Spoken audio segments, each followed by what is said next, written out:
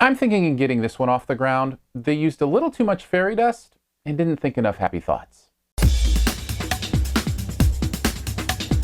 Pan is the movie. It is a prequel to the Peter Pan universe, letting us know the beginnings of Mr. Pan. Should we call him Mr. Pan? And Captain Hook, and Smee, and Tiger Lily, and all the others you know and love from the series. It goes back into their story and brings us up to a place where we can start to see how things might progress with them. The question is, does it work? The answer, well, it's mixed. I think the story treatment works. I like this story. I like what they did with the characters and kind of how they brought them into relationship. Now, unfortunately, a lot of those relationships don't work, and we'll talk about that here in a second. But the idea, I think, does actually work. The visuals are also spectacular. You can tell they were going all out with this. I really thought it was beautiful. I thought it was creative. I thought it was visually inventive.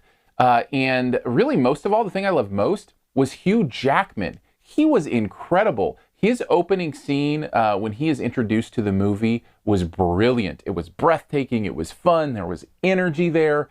Unfortunately, a lot of that dissipated and didn't kind of ride its way through the rest of the movie. This movie felt to me like a baseball player who swings really hard and just misses the ball. If they'd have made contact, it would have been a home run, but they just didn't quite make contact with this movie. And there's a lot of reasons for that. Number one, the performances beside Hugh Jackman are not that great. He gets the over-the-top performance with still being grounded in some ways. You see a lot of that like in Baz Luhrmann movies like Moulin Rouge, that kind of thing. The other performers don't. Captain Hook specifically is so over-the-top it feels silly and a little bit ridiculous as opposed to grounded. There's nothing there to ground us to him. And because of that, the relationships with him don't work. And that's a big part of this as well. He has a love interest in this that I won't spoil, but I never bought it for 1 second.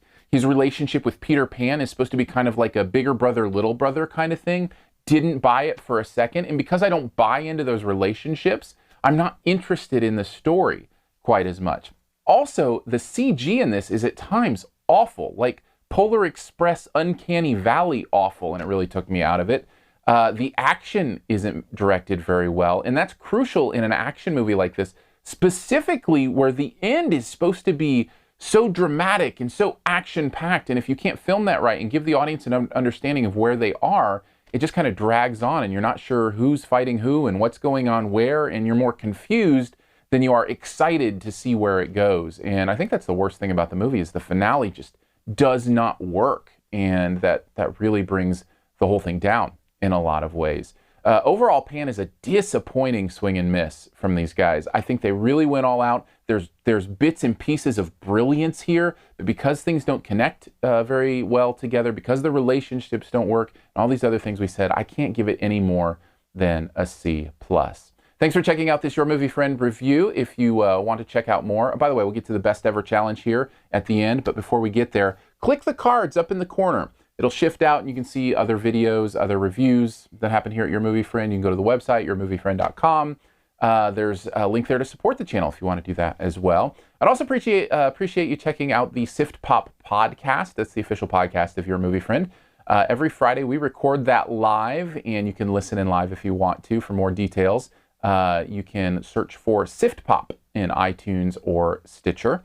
Also, if you would follow me on Periscope, Aaron Dicer. I Periscope all the movies I go to. I come out, open that up, and I love that conversation I get to have with you about movies. So yes, search on Periscope for Aaron Dicer. If you don't have Periscope, I'd recommend it. Great app, lots of fun, lots of cool people there to interact with live as they video stream.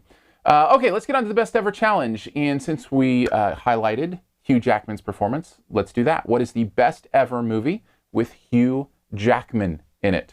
For me, it's the one where Wolverine and Batman got to make magic together. That's the one for me. Go ahead and take a guess at mine in the comments. Also, leave your answer. I'd love to hear what your favorite Hugh Jackman movie is.